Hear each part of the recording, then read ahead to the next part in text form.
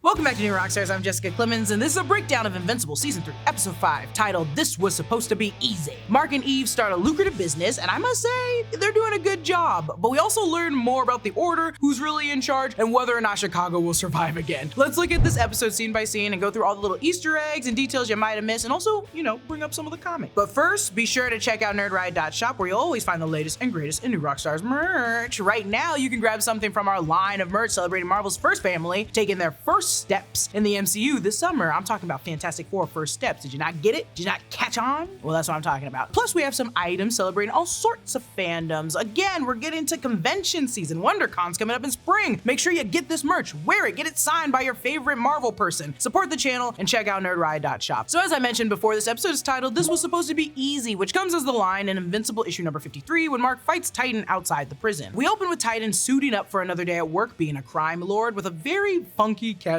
song. It's Attitude by We Are the Good. In episode 3 of this season, we saw Titan when Mister Liu was looking to get Multi-Paul busted out of the GDA prison. As a quick reminder, in season 1, Titan became head of this organization after using Mark and the Guardians of the Globe to defeat his former boss, Machine Head, who we'll see later in this episode. Titan has the ability to transform his skin into a rock-like form, giving him superhuman strength and durability. Also, a reminder that Mahershala Ali voiced Titan in the first season, but for season 3, he's now voiced by Todd Williams, who's doing a really good job. Todd also voiced Rick Mason in Spider-Man Miles Morales' video game on PS5. We see his daughter Fiona, who was voiced by Nicole Byer in season 1, is now voiced by Somali Rose, who played the little girl in The Sea Beast on Netflix. I really love this movie. However, Nicole returns to voice Vanessa, Titan's wife, this season. Fiona mentioned that she had just finished taking her medicine, and in season 1, Titan told Mark that he got into a criminal line of work for the money, presumably to take care of his wife and sick daughter. As he walks with his daughter to school for a little family time that's supposed to be a crime business free time, his right-hand man, Isotope, portals in to tell him there's a problem. Back at the prison, Multi-Paul is locked up at Payton Penitentiary, the same prison that we saw Cecil locked up in a few years ago during his origin story. The first two prisoners we see getting served food are actually the recently captured partners, Magmaniac and Tether Tyrant, and I hope they get to see each other often. I really do. Or maybe they can just yell through the bars. In a completely insane body horror moment, Multi-Paul starts multiplying and creates a Multi-Paul meat cube inside his prison cell, which one Paul hides in the light fixture to survive. The noise of this sequence is disgusting. I also don't think I can show it here on YouTube. The door is busted off its hinges in a waterfall of bodies and blood, and reminder that the living Paul has felt every one of these agonizing deaths. He then begins to escape, and I love that they use the music of Run DMC's Peter Piper as he beats up the guards. You might have heard it sampled, used in the outro from Missy Elliott's song Work It. This is though a different sample, a different version called Rock the Bells by Boys Noise. He spawns more and more copies of himself to fight off the guards and allows one Paul to escape, but he's shackled with a collar that inhibits his duplicating powers. The collar is similar to the inhibitor collars in the X-Men comics used to suppress mutant abilities, and it appeared most recently in X-Men 97. Dupli-Kate talks to her brother in prison. I also like that Paul has now been in prison like 3 times each season. He just can't catch a break. Kate mentions that she was trying to convince Cecil to rehab Multi-Paul like he did D.A. Sinclair and Darkwing. This would have put him on another team, but now he's gonna get more time. She also mentions the Order's failed attempt at breaking out Multi-Paul, which was the attack by Furnace and Crust that we saw Mark and Oliver stop in episode 3. Dupli-Kate then mentions that it's her father's birthday this week, and then we get a flashback to a clearly very stressed out dad overwhelmed by his multiplying kids. The government steps in and takes the kids away for testing, and while Kate empathizes with her dad's decision, Paul only blames him for allowing the government to do what they did. This is also a very similar conversation Rex and Shrinking Ray had at the grocery store in the last episode. All these powered individuals are trying to grapple with who they are as adults as a result of their traumatic upbringings. In Invincible issue number 25, the origins of Dupli-Kate are presented as a storyline in the middle of an issue, similar to like Cecil's origins in the comics as well. Dupli-Kate's and Multi-Paul's powers were actually a curse given to them by an emperor ages ago bestowed upon their family, where the 7th generation after Cha's 7th grandchild would be burdened with a family too large to care for, and it would drive him mad, which is exactly what we see happening right here. It's exactly the same in the comics. At one point, a young Multi-Paul sneaks out of the government facility and joins Master Liu in the Order, and Dupli-Kate thinks she's chosen the morally superior life path, but the way Multi-Paul sees it, they're both still weapons just for different organizations, and they're both absolutely killers. Back at Mark's house, he's trying to hide the fact that he's sleeping with Eve. However, everyone knows that he's sleeping with Eve. Oliver is a brat about it, and Eve is embarrassed, but I think Debbie's just happy to have a family dynamic again. But Mark is now ready to move out and get a place with Eve, and Debbie clearly clearly is bummed about it. Debbie made everyone pancakes at this breakfast, and Oliver is getting a full stack of them. In the comics around this time, you can notice Oliver actually aging. He's more emo and mean teenagery, and it shows a little in his actions in the show, but not in his features. But now he's basically like a teenage Groot. Eve has an idea of how to make some money to afford a place for her and Mark, and that's by leasing out their abilities as a security consultant. As Eve Wilkins, she starts Invincible Incorporated security firm. The title card goes from silver and white to the original blue and yellow, and I love how the prison administrator is not impressed by a 19-year-old with a business card. We've got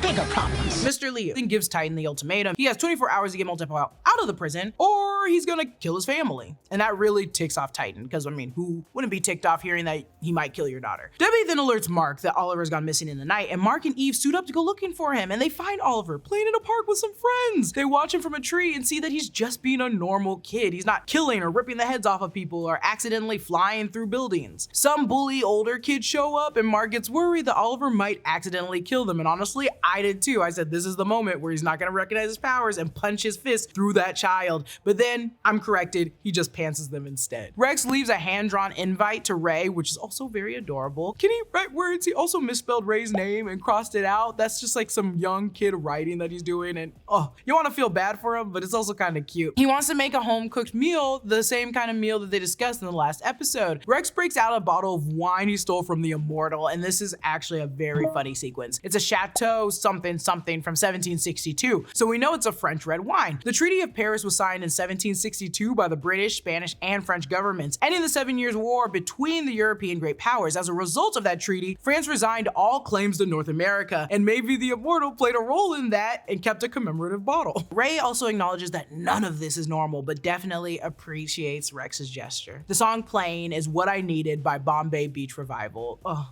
good for them. Back at the Payton Penitentiary, a guard reads a copy of Seance Dog, Mark's favorite comic book, and when Titan rolls up to the window, the guard calls him Sir, so he clearly knows who it is. I assumed he was part of his crew. Titan is here to see Machine Head, who looks and sounds like utter shit. The sparks when he coughs are just such a nice touch. He's such a lunatic. Titan wants to help Mister Liu, but Machine Head hopes Titan gets destroyed. I hope Mister Liu turns into that giant snake and eats you for dinner. Isotope also did warn Titan that the last guy he saw go against Liu was eaten and turned into dragon shit, so looks like that's his MO. Machine Head warns Titan that he must obey Master Liu and break out Multipole, or else he and his family will die, and little do we know that Titan has another great idea up his sleeve. He is a smart man. That guy, watch out. Smarter than you think. Even for someone who's 50% rock. Mark tells Debbie about Oliver's night friends. That's also what I call my suitors. I'm joking. She's still worried things could go bad though. And another reason she doesn't want Mark to move out, she doesn't want to be left alone to watch after Oliver. Invincible gets called into Payton Penitentiary as Titan is on the attack, but as Invincible goes to punch Titan, he drops his rock form. And Titan knows Mark wouldn't hit a defenseless man. He wants to reason with Mark, and Titan explains how his control of the neighborhood has improved things, and Master Liu and the Order threaten all of that. He's also quick to point out how the Guardians, Mark, and all the other heroes never really cared about this part of the neighborhood. Titan must get Multipole out of prison, but Mark isn't about that life. Titan once again shows how he's more clever than Mark by slipping away quickly and easily back into his gray sweatshirt that we used to see in season 1. But when dealing with Master Liu, Titan is really on his own. As Isotope double crosses him, Liu's soul transforms into the dragon, leaving his body behind defenseless, hence the giant bodyguard. The dragon begins to bite through Titan's rock skin and tosses him out the office window, seemingly to his death. The dragon then heads for Payton Penitentiary, which means Invincible is on the call. Adam Eve wants to help, which Mark tries to stop, but Eve ain't hearing that. The song now playing is Security by Amy and the Sniffers, and all hell is breaking loose between this literal dragon and Mark, and there are already too many casualties. Eve jumps in, creating this whip or some sort of mace out of her powers. We've seen Eve conjure many things with her powers, like shields, or even this kind of suit of armor, though I don't remember her making herself into a mace, which is sick as hell. Back with Machine Head, there's a sexy cyborg pinup photo on his wall, very funny. Multipole finally gets out of his collar in another very gross sequence, and on his way out, he's stopped by Eve. The two start going at it until Eve finally has to make a prison the size of the entire room to capture Multipole. Little does she know, that's not the main one, or at least this one is actually free. Mark's having a tough time with the dragons. He's gotten beaten up by kaijus a few times before, but this one sinks his teeth into his chest. Eve sees a green flash from Machine Head's cell, but there's nobody in there when she checks, but little does she know that's the telltale sign that Isotope's transportation powers are working. It turns out it's all part of the master plan to free Machine Head and dispose of Master Liu. Titan has once again played Mark like a fiddle. It reinforces reinforces that Mark is just 19, and while he may be invincible, his powers don't give him the ability to make the best decisions, which is why Brandon is still Team Cecil. I don't think I'm still Team Cecil. I don't like the way he's reacting, but I get what he's saying. Later, as Debbie's cleaning the house, we see the seance dog toy under the couch and another one on top of the couch. Those seance dog collectibles aren't going to pay for themselves. Mark and Eve decide to slow things down a bit and hold off on moving in together for now, and Mark tells Debbie he's not moving out and she's relieved. She also doesn't want to be the reason for Mark moving out, but it's clear that he also needs support from his family right now as he struggles with his role as a full-time superhero and also as Mark. Then Debbie tells Mark this. The biggest thing I've come to learn about adulthood is that nothing is ever black and white.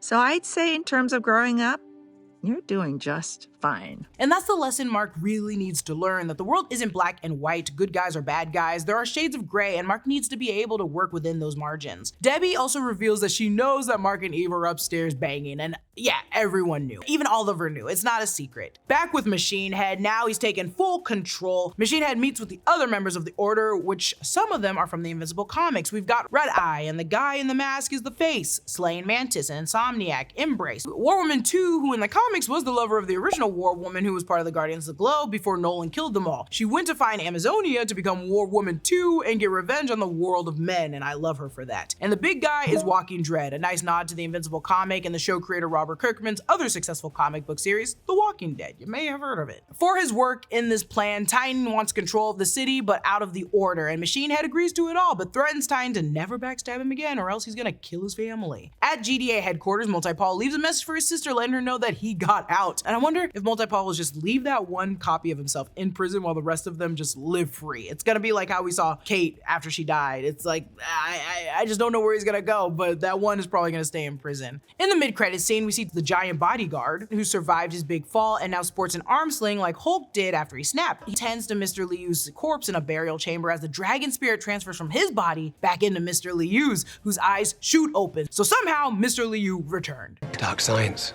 Secrets only the Sith knew. And that's it for my breakdown of episode 5 of Invincible. I'm still trying to figure out where Angstrom is and what he's up to, but I also want everyone to leave Titan alone. Leave him to his town, let him be, please don't kill his family. Comment down below your thoughts on this episode. Follow me at Lulu_Clemons. I want to thank Brandon Barrett for writing majority of all of this. This was a great breakdown. Subscribe to all 3 channels in the New Rockstars Network for breakdowns and news coverage of everything you love, and I'll see you guys later.